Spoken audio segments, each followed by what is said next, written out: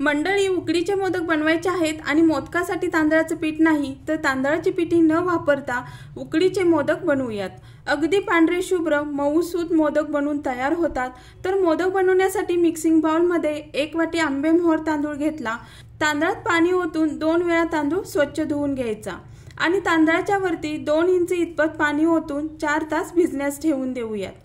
तांदूळ भिजतोय तोपर्यंत मोदकाचं सारण बनवून घेऊयात। कढई गरम झाल्यावर कढईत 1 चमचा तूप वितळवून घ्यायचं। नंतर तुपात 1 चमचा खसखस, आवडीनुसार ड्रायफ्रूटचे तुकडे घालून हलकसं भाजून घेतलं।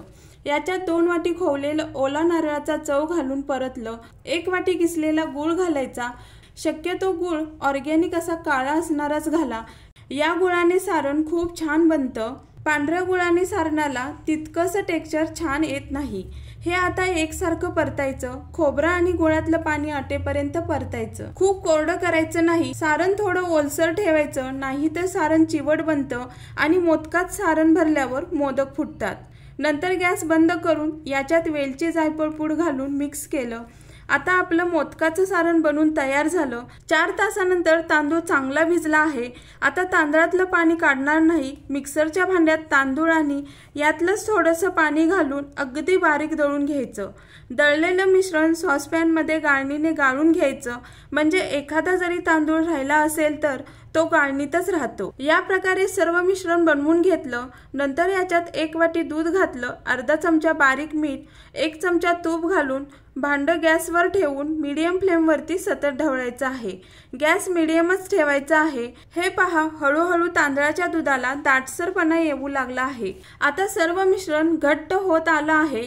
गॅस बंद करून याच्यावर झाकण ठेवून 5 मिनिटे पीठ आतल्या आत वाफलवून द्यायचं। 5 मिनिटानंतर एका पसरट ताटात किंवा परातीत उकड काढून, उकड गरम असतानाच असा तांब्या किंवा ग्लास फुलपात्र तुमच्या सोयीनुसार काहीही घेऊन चांगलं मी दाखवल्याप्रमाणे उकड मळून घ्यायची आणि उकड हाताला सोसेपर्यंत थंड झाल्यावर पाण्याचा किंवा तुपाचा हात घेऊन चांगली मळून घ्यायची। हे पहा, छान असा मऊसूत लोण्यासारखा गोळा बनून तयार झाला आहे। उकड जर चांगली मळली नाही तर मोदकाची पारी चिरते, मोदक चांगला वळता येत नाही आणि मोदक फुटतात। त्यामुळे पीठ मळताना जराही चिंगूसपणा करायचा नाही। अगदी चांगली लोण्यासारखी होईपर्यंत उकड मळून घ्यायची। आता मी दाखवला आहे त्या आकारात गोळा घ्या आणि इथं मी पारी वळण्यासाठी तांदळाचं पीठ घेतलं आहे। हवं तर तुम्ही तूप घेऊन वळू शकता। तर आता गोळा घेऊन आता मी दाखवल्याप्रमाणे अंगठा आणि अंगठ्याच्या बाजूचे बोट आणि मधले बोट या तिन्ही बोटांनीच पारी बनवायची आहे। पिठाचं बोट घेत 1 अंगठा मध्ये आणि 1 अंगठा वरती सरकवत गोल गोल फिरवत पारी बनवायची। पारी मध्ये पातळ करायची नाही, नाहीतर मोदक फुटेल, आणि खूप जाड पण करायची नाही। जाड केल्यास मोदक खाताना पिठासारखा लागेल। हे पहा, छान अशी पारी बनवून तयार झाली आहे। आता अंगठ्याच्या बाजूचे बोट पारीच्या आतमध्ये आणि अंगठा आणि मधलं बोट बाहेर ठेवून या प्रकारे पारीला चिमटा मारून घ्यायचा। हे पहा, अगदी जवळ खालपर्यंत चिमटी मारून घ्यायची। नंतर याच्यात सारण भरायचं।